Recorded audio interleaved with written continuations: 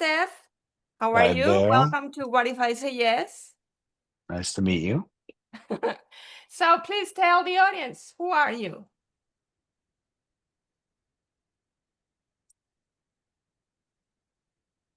My name is Steph. I run a little bakery. I live on a farm with my wife, who's a Mhm, sheep farmer. mhm. Um, I'm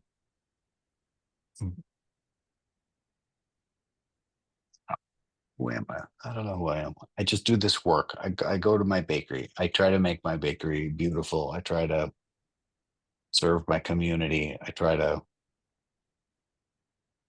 live the life that I want to live with my family, my Okay, community. That's all. nice. Do you remember how is it that you and I connected? No, I don't. Somebody told me about you, but I don't know who it was. So, because of your bakery, um, you have what is the system? It's like the CSA, but instead of Mm. vegetables, it's for bread, right? Victoria, who's your customer, one day, and she's a fan of my YouTube channel. She loves my interviews. She said, Steph would be perfect for you to interview. So I contacted you by email and I Mm. said, Mhm. well, I have this. Would you like to participate? And you said, yes. And here we are.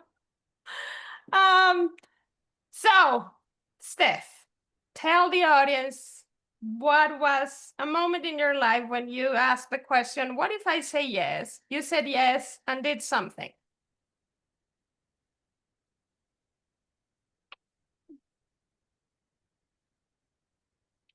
Well, I mean, the most obvious thing is at some point I was an academic and I decided to no longer be an academic and to build a bakery. And it was a complicated decision and not an obvious one and fairly, consequential. It changed the course of my life. It wasn't I didn't have a lot of support in that decision or agreement about that. So it was hard to say yes, but it felt like it was a good thing. I thought it was a good thing to do, obviously. I wouldn't have done it if it hadn't What were been. you doing in academia? I was an anthropologist by training, Oh, and uh-huh. I don't think I was ever really very good at it, but I did it, and eventually I kind of reached the end of my tether. After how many years of being an anthropologist or being in academia in that area? Um, I don't know, 10, probably 15 years overall, something like that. It was a while. I And then loved I what loved was academia for a long time, and I still work in academia, but not in a full-time way. what happened that you started thinking about something else? That's a really long story, but uh,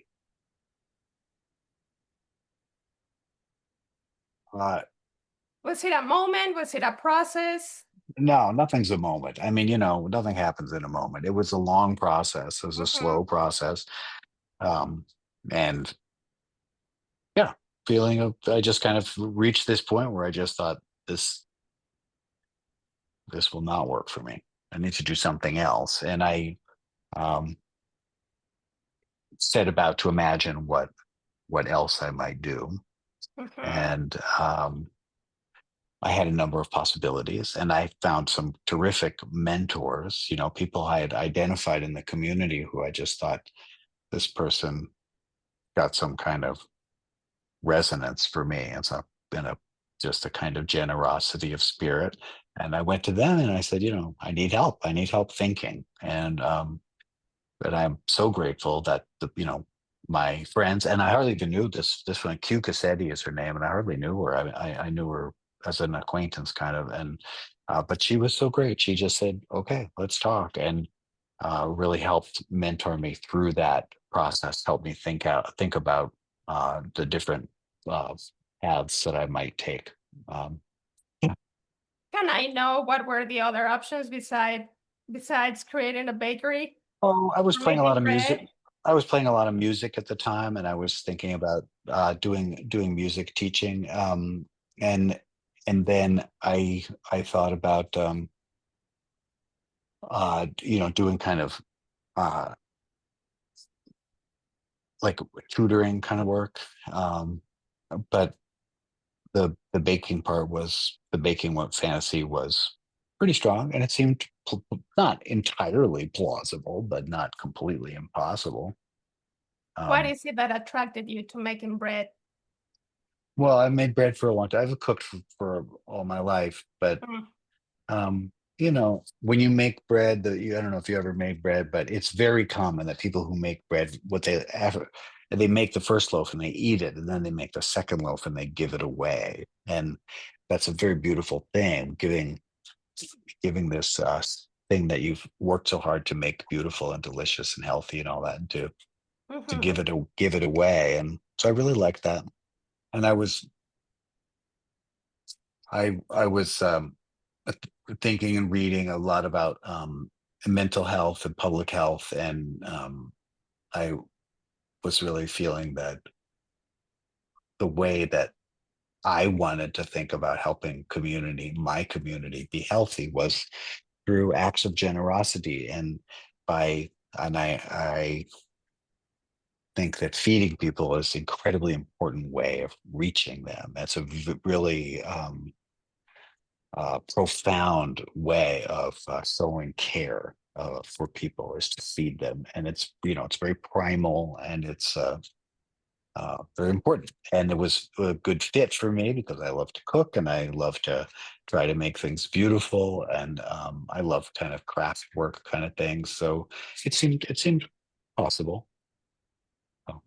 Could you walk me through the first stages of, so you went from, I don't want to be in academia anymore.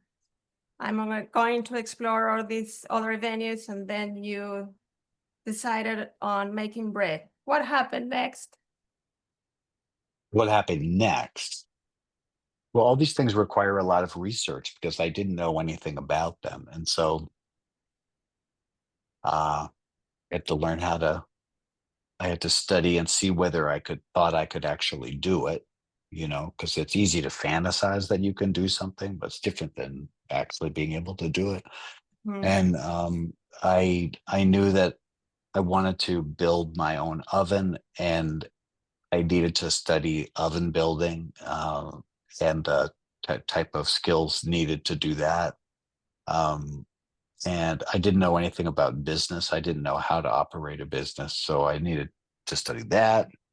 Um, y- I didn't know anything. I was a complete ignoramus, and so I was trained as an academic, so I just read everything, and that was pretty easy. I just read everything. And then I was trained as an anthropologist. And as an anthropologist, you talk to people, you go visit people, you watch, you listen, you learn. And so, it's a very much about direct, very close experience, about listening to people. So I talked to bakers all over the world, really, mostly in the United States, but also in Europe, and asked them about what they did and how they did it and so forth. And so I did all that work before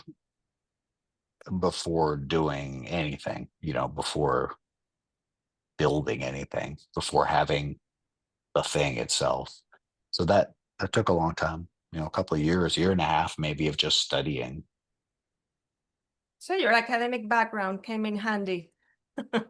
Yeah, totally. And the curiosity and persistence, and willingness to, yeah, yeah. I mean, everything you do, you bring your past with you. So it was a natural fit for me to apply those skills. And I don't think I study as hard anymore as I did then. It was a lot of work. I remember feeling like I was doing, 3 PhD dissertations at once when I was doing it, because I had so many different areas that I really wanted to master, and so many different literatures and practices and communities that I wanted to understand. And yeah, so that was a fantastic time. The challenge was, it was very painful. It was, uh, nobody thought it was a good idea. It was obviously very risky. It was very rough on my marriage. It was, Mm. uh, I don't know, people thought I was crazy to do it. I mean, they understood the impulse, but when people are in academia, the idea of going into a business, small business, is not. Nobody thinks that's a good idea. Yeah, maybe it's not. I don't know. For me, it was okay, but So this year and a half, 2 years was only you doing this. yeah, it's just me thinking, and I have other partners. So my very first business partner was Tor Oshner, who is the farmer who grows our wheat, and he kind of was one of the people who planted the idea in my head. He came over for dinner, and we ate dinner, and we were talking, and I had made these loaves of bread, and he had just bought a little flour mill that he was going to try to set up, and he said, "Hey, this bread is awesome. You should open a bakery and making bread from my flour." And so that was sort of the instigation that made it seem. I mean, I had thought of these things before, but I always dismissed them as idiotic ideas. But at that moment, it seemed like a pretty nice and attractive idea, and I loved that idea of that partnership. And yeah, you know, and good food, couple bottles of wine can make things sound pretty plausible.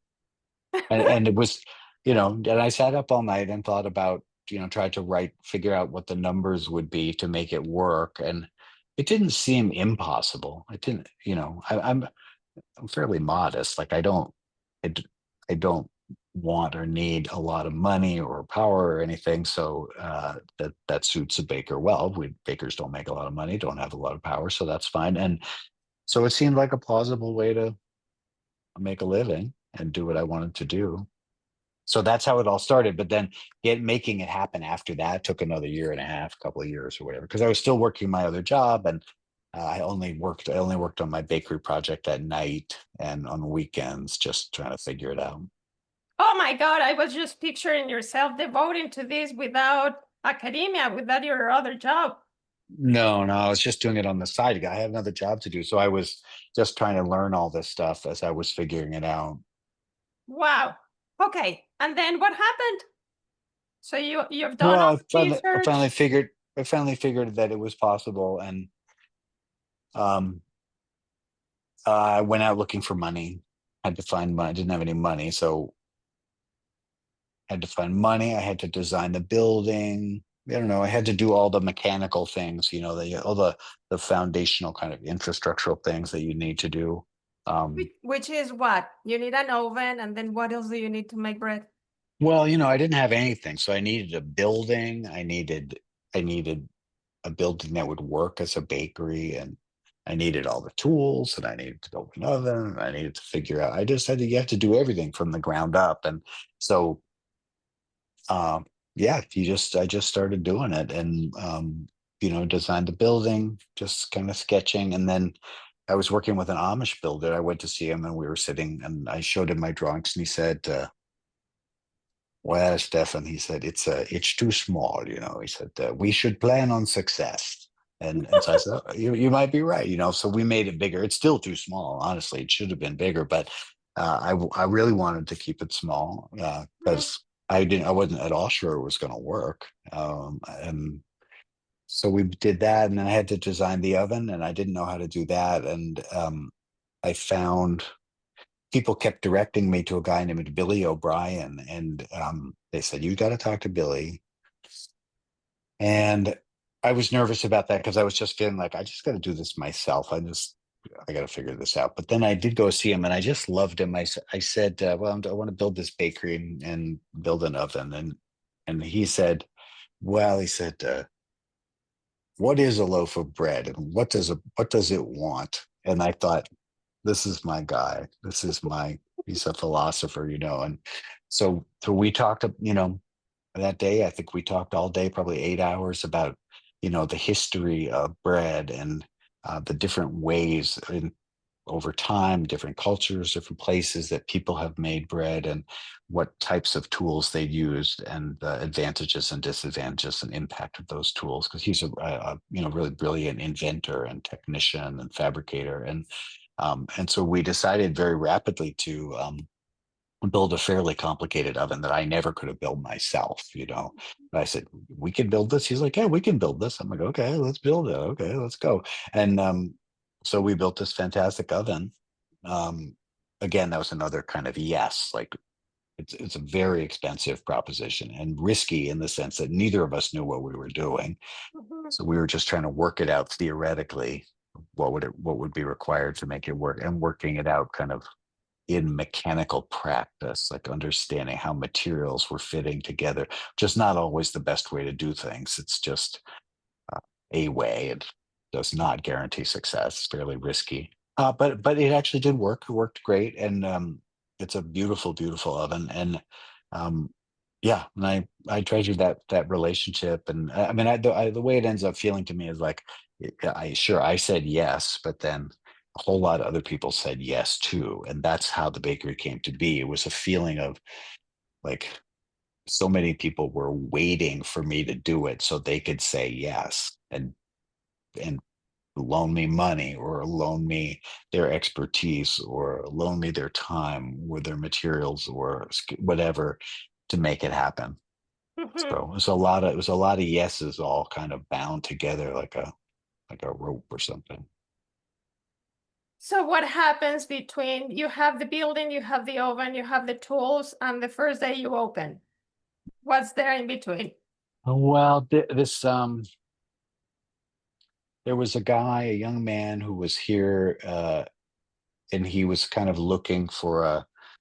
He wasn't sure what he wanted to. He wanted to be a farmer. He wanted to be a cheesemaker. He wanted to be a winemaker. He wanted to do all these things, but he hadn't really landed yet. And he had heard that I was going to do this, and he kept calling, saying that he wanted to work with me. And I would never answer the phone. It was like someone, my daughter would get the phone, and I go, "It's that guy again." And I'm like, "I don't want to talk to him." And after a year, finally he kept calling. And after about a year, I talked to him, and I said,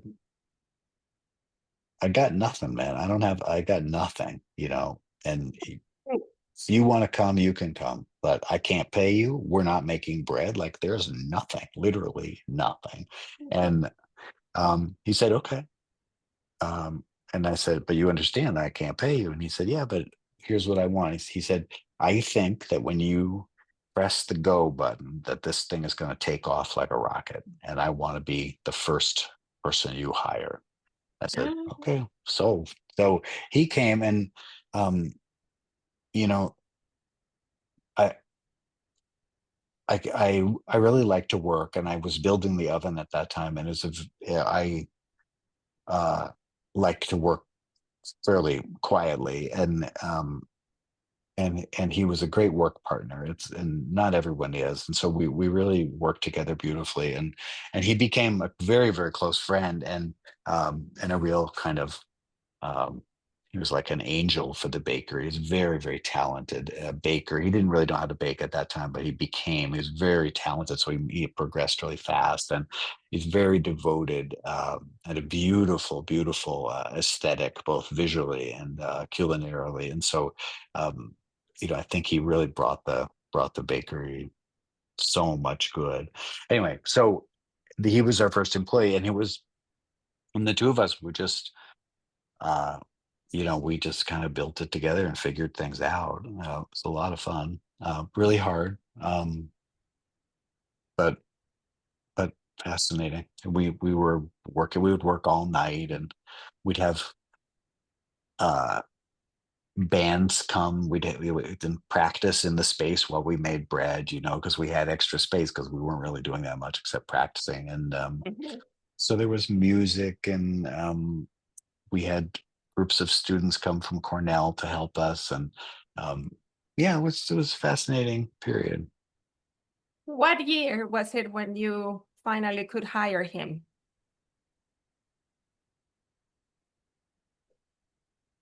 I don't know, 2010 maybe. I don't Okay. know, something like that. I don't know. He runs his own bakery now. He's out in Colorado. He has a beautiful bakery in Colorado Springs. How Yeah. long did he stay with you? Quite a few years. Yeah.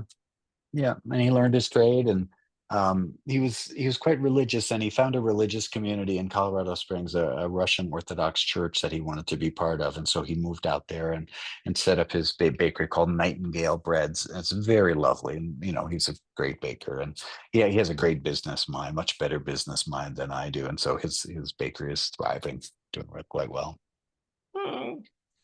And he So comes back between, every year or so, so I see him. Yeah. oh, good. Between the day when you finally decided that you wanted to pursue this idea Hmm. until the day you opened your bakery, how many years went by? At least 2 years, maybe more. It took a long time. It was very slow. We didn't. We kind of had a little rule. We didn't have enough money, and we didn't want to go into debt really. So or certainly not to a bank. So we only borrowed from friends, neighbors, and community members and whatnot. Um, and we had a rule with ourselves that was, you know, we're not going to ask any contractor to do any work for us unless we can pay them right then, unless we have the money in hand. So it was just a decision about how we wanted to operate. And so, we'd run out of money, and then the whole thing would just grind to a halt, and there would just be me out there, whacking along at night. And then we'd find more money, and we'd you know, go great guns until we ran out of money, and then we'd grind to a halt. And it was kind of like that. And then how long until you established the business you have today, like a regular, nonstop?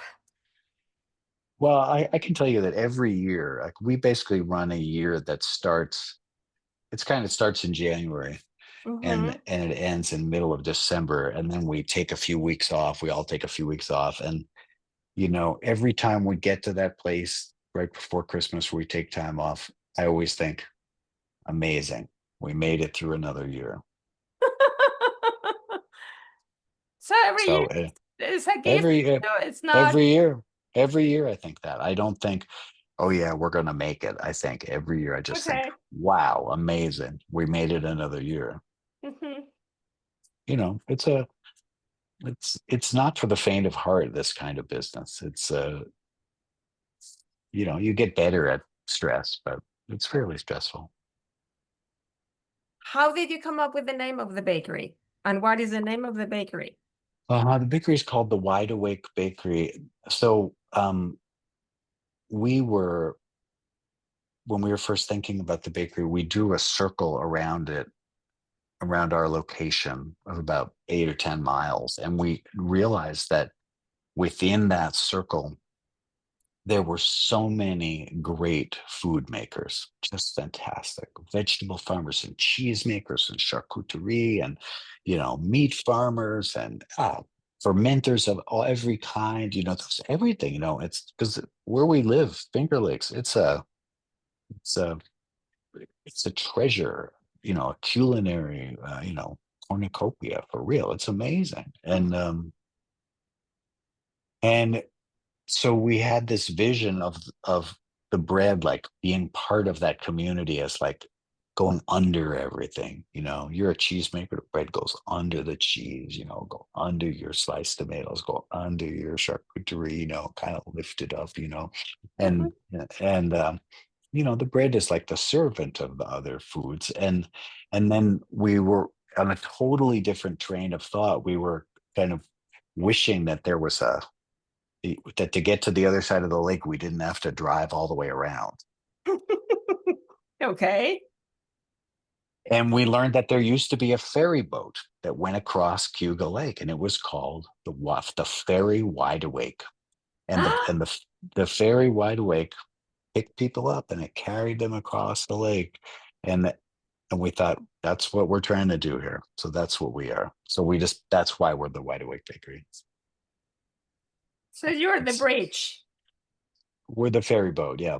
We pick I people love up and we pick their food up, and yeah, we're trying to be that thing that's underneath and lifting up. That was the vision anyway. Yeah. that. Okay. Um, For someone who maybe seeing this interview or this conversation and doesn't know anything about making bread, Mm. what would you say? How would you sell the idea of how important it is to you to make bread? What do you need to have to make bread, beautiful bread, delicious bread? What can Well, you say? uh, um, Because I'm going to tell you, I've tried to make bread mhm. and I mean, I like it, but my daughter doesn't. And I know if it's because I haven't tried the right recipe, or is Mm. it because I don't have certain elements that I need to have? So I'm just curious. Mhm. What would you say? Well, I'll tell you a funny story. So this is a true story. So when we were starting the bakery, we baked a lot. We practiced. We just baked a lot, and gave it away, threw it away if it was bad. And we just tried a lot of things, and it was pretty frustrating because things were not really coming out. And I called this guy, a really famous baker. Tom Leonard is his name. He's a very famous in the natural, like macrobiotic, whole grain baking circles. And I called him and I said, "You don't know me, but I need help." And he said, "Okay, what's the problem?" Mhm. And I said, "Well, my bread's not working." I said, I feel like I'm getting into a boxing ring with a 600-pound gorilla. And then every time he gives me an opening, I try to land a punch and then he just clobbers me. And so Tom listens and he says, there's a silence on the phone. And then he says, "I'll tell you what." And I said, "Okay, what?" And he said, "The next time that gorilla gives you an opening, don't hit him, kiss him." Oh. And so I'm like, "What the fuck? What's this? What's that supposed to mean?" But I thought about it. I'm like, okay. And it happened that weekend, my family was going out of town, and it was just me going to be around. And so I said to myself, I submit. I give up. I'm not going to leave the bakery. I'm just going to sleep here. I am going to do whatever the bread wants. I'm not like I will submit my entire will to the bread. Uh, and so like I stayed up. I did, I worked in the middle of the night. I was awake so early because I was trying to catch it when it was just at the right time. And that was the first good bread we made at the bakery. And it was great. And it was that's what it called for, was this kind of complete submission. Now of course it's hard to live like that. So I but the lesson was pretty clear. And so if I had to explain it concisely, I would say that, you know, becoming a baker and becoming a really good baker is a little bit of a negotiation, and it's about taking sufficient care of the process and of the bread and the dough. And um so you have to uh submit a little bit. We talk about, like, in the we don't talk about mastering. We talk about befriending. We talk about befriending bread. And so you just get better at trying to figure out, what does it want, what would help it, what would make it feel better, what would make it have more fun, like that. And how could you treat it better. And that means what? Ingredients or the handling of the dough? What is it? Everything. The ingredients of course matter, but bread is very simple. A lot of the bread we make, it's just flour, water, and salt. There's nothing else in it. And um, but um, you're trying to work in partnership with millions of microorganisms, Mhm. yeasts and bacterias. And so you want to create conditions for them to flourish. And they have a population curve where they grow and they multiply, and then they basically eat up their food supply and they start to diminish. It's a very well understood curve. And you want to ask them to do labor for you when they're at the peak of their strength and enthusiasm. And so you need to time that. And then timing, you're trying to catch a biological reproductive process at a particular time. It's a that process is also temperature dependent. So you can control that curve in time by making it warmer or colder. And it's also moisture dependent. So you can control it by how much water there is, and you can control it by like how much salt. There are a variety of ways to manipulate that curve such that when you ask the microorganisms to work with you, they are happy to do so. And that's what you do. And then I'm sorry, I'm being really abstract here, but it's, I don't know, you mix it, then it's like you just do it. But um, the microorganisms, they produce the leaven, they produce the gases that make the dough all bubbly. In order to do that, you have to make a material that can trap those gases and rise. So you have to learn your different flours, and um, how to get them to produce gluten in sheets that trap gas, so the bread gets light. You follow So me? that night when you said you stayed, you stayed overnight and waited until you Yeah, I saw was just something, watching. I was waiting for it to be at the right time. watching the dough, it has to look, so all these conditions look like a certain kind of dough, or the dough looks a certain way when those conditions are met. Is that what you're saying? Like, how do you Yeah. know? Yeah, well, you use all the cues you can. I mean, you learn by repetition what something looks like, and you can feel it, and you can smell it, and you can feel how it acts. Yeah, you know. And then I'm guessing the dough looks different depending on what kind of bread you want to make. Yeah, totally. Yeah. Okay.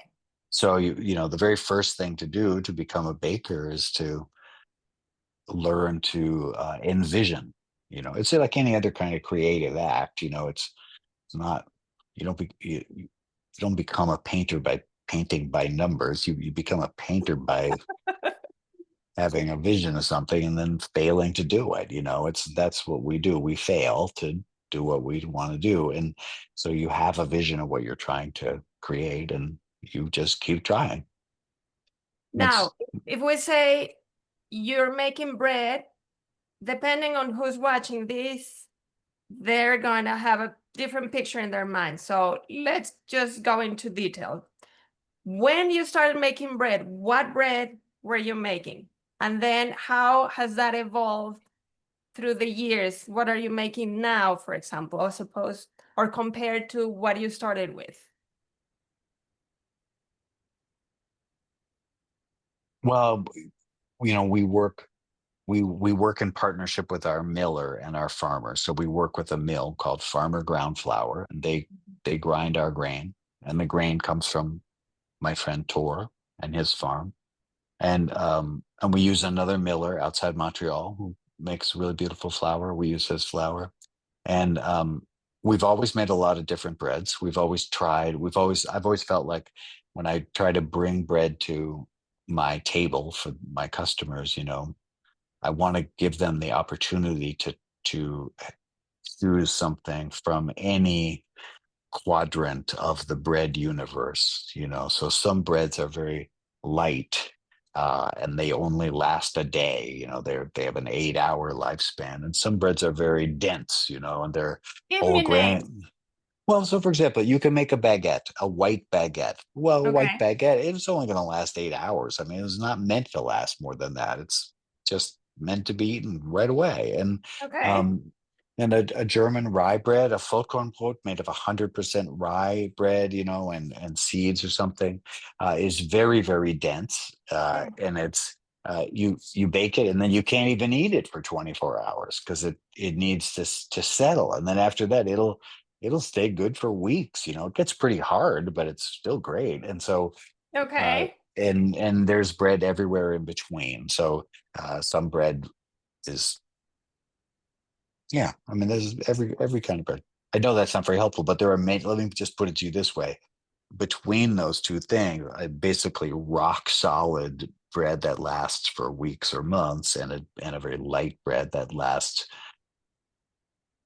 less than one day. There's an entire range of possibilities. And then you can imagine they could also have spices in them, or they could have fruits in them, or they could have other grains, or there are many, many ways to vary this. So we have our bread list is probably 300 different types of bread at this time. Oh And my so, goodness. yeah. And so when the baker goes to make up the list, we actually have a little computer program that dips into our bread catalog, and it offers the baker a list of 5 actually randomly selected types of bread. And we don't use them that much because some of them were just they were kind of one-offs. We happen to have some kind of material that made us want to do that, but it helps keep the cycle of breads alive and changing and creative. So So every year, do you introduce new types of bread or new? no, we introduce them all No. the time. Like, they just come in all the time. You're Okay. making something and you think, let's do that. So we just do it. We're very experimental in that way, and not, I think our our people trust us pretty much to not bring them bad bread, and I think we all have a pretty good idea of what good bread is. So we're pretty playful. I have to ask you, have you ever made pan de muerto? Yes, we have. As a matter of fact, yeah, yeah, Well, are you making it this year? maybe. Now Because that I you've asked me, haven't I'll try to found pan de remember. muerto around here. Yeah, yeah, we have. Yeah. Okay, what about rosca de reyes? I don't know that bread. Okay, that's So for you have to come visit us and teach us about this bread. okay, because that's another one. Um, Okay. well, um, before jumping now to the no, is there anything else you would like to say about these yes that went from I want to do something different? What can I do? What about a bakery? And boom, you have Wide Awake Bakery so many more years later. It's always a surprise to me. I'm extraordinarily grateful to have it, and I feel incredibly lucky to have been able to do it and have it work. It's kind of amazing. Um, the kind of the original premise about the importance and potential for baking and for bread to be part of building a strong and caring community has certainly, proven true, and that's been really important for me. So it's hard to explain this, it's like it's a beautiful thing, so that, like, today a truck comes. Out of the truck comes many bags, heavy bags of flour. Mhm, We carry the flour into the building. And then we take that flour and we mix it with water, and we mix it with a little bit of microbes, a little herd of animals. And we add a little salt, and then we manipulate it with our hands and with a mixer, and we take care of its temperature. We do all these things to it. And the very first work, it's your whole body. You're carrying this huge bag. And then it's your arms, you're like folding this dough and dividing it with your hands and shaping it with your hands. And then you bring it out and you bake it. When you get to you bake it, you actually score designs on the top with a razor blade. You scratch these designs into the top of each loaf, and so it's a type of production process that uses every bit of your whole body. It's like all the muscles, the big muscles, the little muscles, your eyes, your ears, you're listening, you're smelling, you're tasting, you're feeling things with your hands.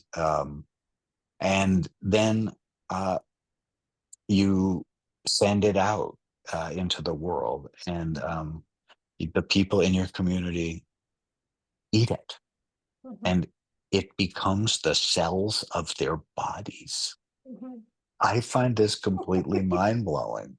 mhm. And so I mean, it's really always profound to feel like these people in our community are, we are part of them in a completely literal way. I mean, no metaphor at all, like for real.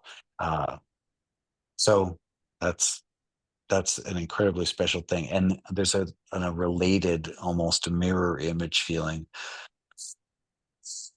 It makes me feel very present in my community. It makes me feel more active and more present and like visible and alive, because it's like as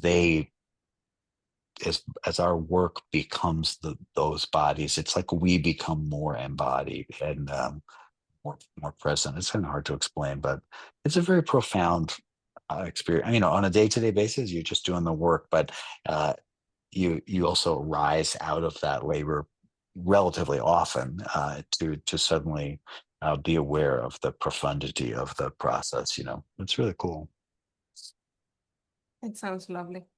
Yeah, it's cool. It's really cool. Will you ever write a book about the story of the I've bakery? thought about it. I've thought about it, but I'm never really sure what the story is. So I don't know if I'll ever get to it, but we'll see. Well, one day when you decide that Wide Awake Bakery is needs a new life, maybe you would like to sit down and write. I'm sure it would be Maybe, a lovely book. maybe. Okay, so now we need to talk about a no.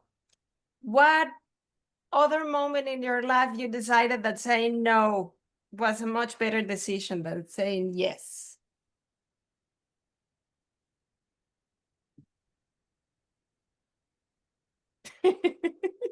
I don't say no very often. I tend to say yes. Okay.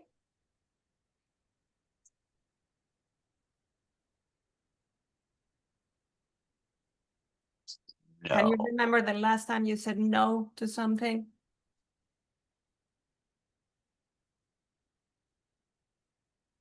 Well, you know, small things one says no to. But Because I mean, a very clear no comes with the yes, which is no to academia. But no, any that's other true. no? No, that's true. Although, you know, I still do some of that. But it was no, a different kind of no. I knew at the time that I was done. I was not going to have a career there. I didn't see a future there. But that's not a very good explanation.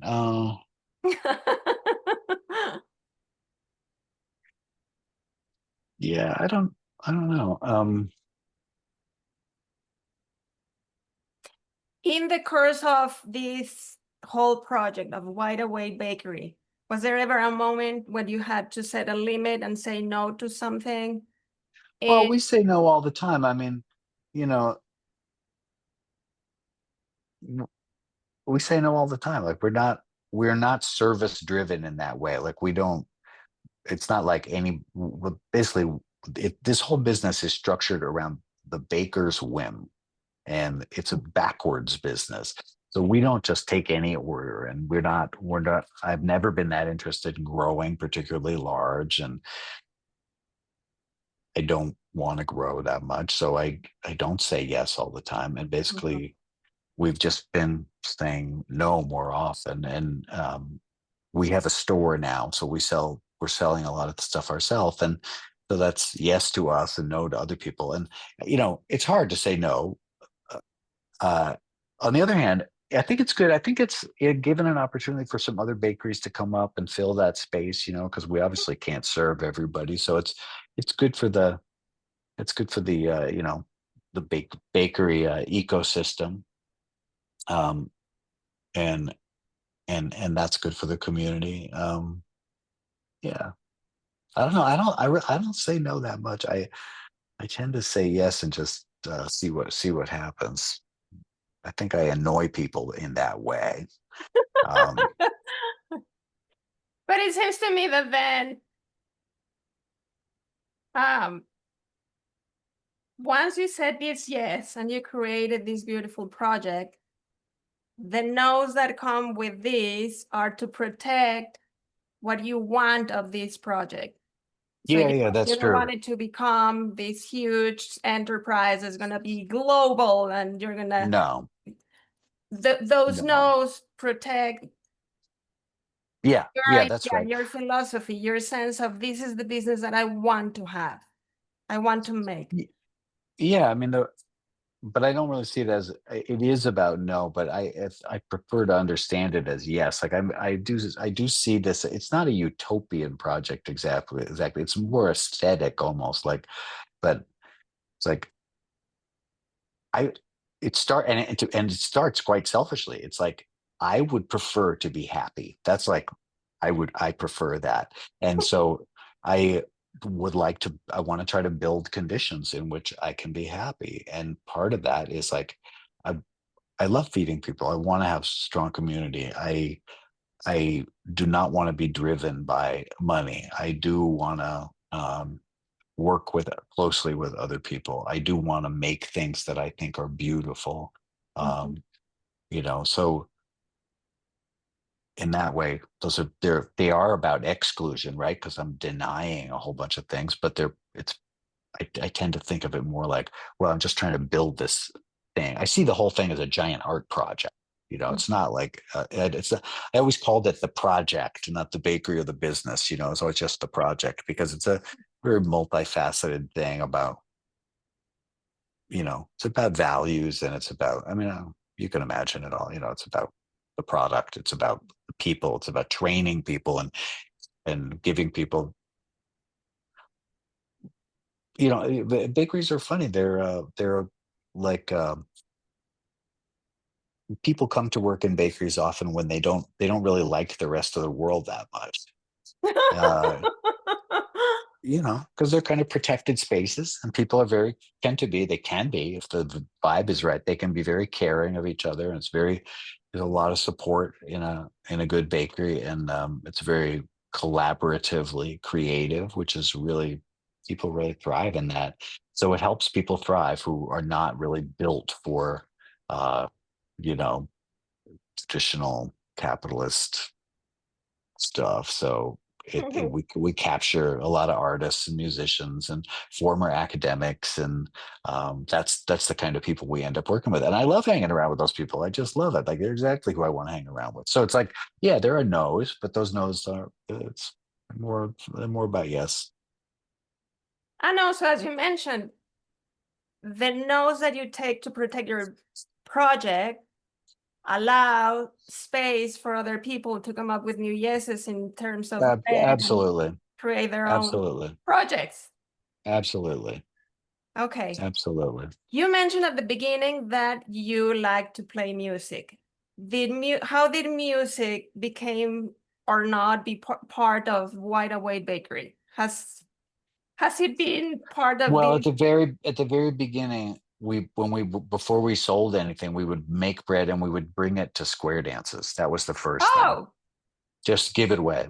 And then the uh-huh. other thing was that a lot of the people who invested in the bakery, who loaned us money to build it, were local musicians, old friends of mine who loaned us money and uh, quite a lot of money ultimately to build the bakery. And um, yeah, they I think I think they understood the project Mhm. easily. It's something there's very simpatico. Yeah. Do you still play music? Yeah. I play in a little band called Toivo. It's a Finnish Tex-Mex band, country band. I don't know. It's a little acoustic band. We play mostly Finnish music. What instrument do you play? I play the banjo. Oh, okay. Yeah. Very But nice. in the bakery, we have a couple of other really fantastic musicians who work with us, and visual artists, and just fascinating people who are all doing their own work, and it's good. I like you said you think of this as an art project. Yeah, This, the whole thing is this big yeah. art project, and it yeah, there are times when it's a business, like when you're trying to just figure out how to pay all the bills, but Mhm. when you're not anxious about that, it's a much bigger artistic project. Very nice. Last question. I'm just curious. Did any of the people in academia that thought this was a terrible idea come and ask you for a job at the bakery? Were Not so they much, but converted to your art project? well, a lot of people thought I was kind of crazy, but they also understood. And so my colleagues, I had a few colleagues at Cornell, and I went to them and I said, and they're close friends, and mentors. And I said, I'm doing this thing. And before I even finished my sentence, they said, how much money can I loan you? How much do you need? Oh, Yeah. So like people understood it. And okay. yeah, yeah. Yeah, we've had some people, but it's a hard transition. It's a very physical work, Once if you've been sitting in front of a computer for 20 years, it's pretty hard to get going every day like that. So, but Very nice. yeah. Okay. Well, Steph, we made it. We had Okay, a good. conversation. Good. Any final words before we finish this interview? No, no, I think you know what to do. I think we've got the basics here. Okay. I'll ask you to then send me pictures that we can add to this video so people can Okay. see Okay. what this whole art project is about. Okay. I'll see what I And can find. thank you so much. I hope you had Thank you. a You're good welcome. time. Um, Yeah, it's a lot of fun.